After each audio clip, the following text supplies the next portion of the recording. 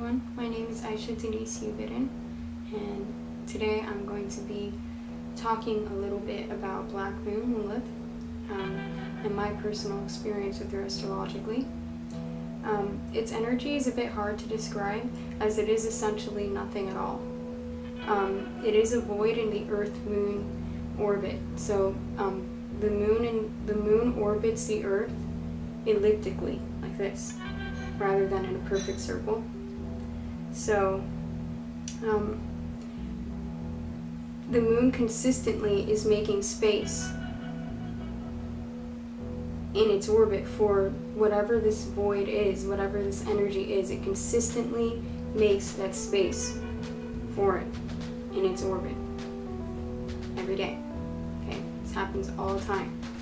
I believe it is essentially trapped energy, having very much to do with our emotions, since it is connected to the moon, because the moon rules our emotional nature. I think contradiction is a part of its nature, because it being invisible, it's also containing pure life energy, so that's a contradiction in itself. It's invisible, but somehow it contains the energy of like everything, of the earth and the moon together. I like to think of Black Moon Lilith as controlling from behind the scenes invisibly. I think that aptly describes it. The energy is not happy being repressed. It oscillates wildly, like a speeding car trying to escape to anywhere. But its repression, the fact of it being trapped, is what makes it what it is. It is trapped energy within the Earth-Moon orbit. It's intense, it's primal, and it's sexy. Think of the night. The moon nurtures our souls and provides the light, while the black moon provides the mystery. The things that sort of scare, but just mean to provoke an awe. I think it also is deeply connected to the subconscious, since we are diurnal creatures, we sleep mostly at night. So the way that works is that usually unfortunately, fear really does leave a mark on us, because that's like the easiest way to get someone's attention, is to bring up one of their fears, because biologically we are supposed to protect ourselves. Like, we don't live in that world anymore where we're like hunter-gatherers, but that is how Black Moon Lilith works. But I don't think it's about fear. I think it's more than that. I think it's deeply connected to the subconscious, since we are diurnal creatures, we sleep mostly at night. Black Moon Lilith is connected to both Pluto and Neptune. Neptune is related to dreams. Black Moon Lilith is linked to nightmares and dreams, or unfulfilled desires. Okay? Pluto desires and is also connected to the subconscious.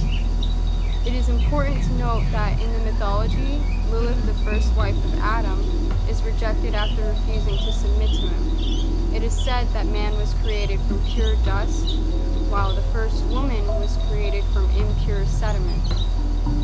Adam expected Lilith's subservience to him because of this, but she held her own in spite of this, claiming equality. He tried to have her lay underneath him during intercourse, but she wouldn't submit.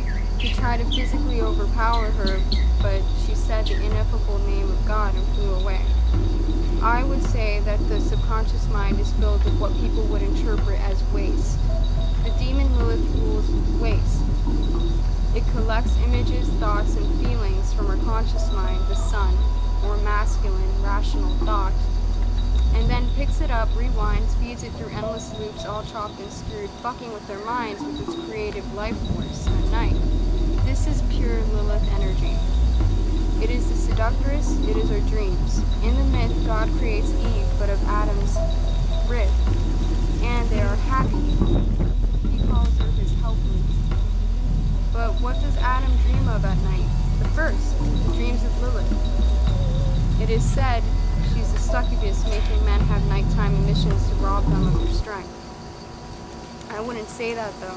I think she's just being herself, the rejected feminine, the one that got away. Honestly, her bad rep, being a whore or a baby killer, is born from the rejection, but funnily enough, it's her rejection that cements her place in the cosmos. She was supposed to have Adam's baby, but ends up being a demon queen. Again, her contradictory nature appears. I think she rejects herself first.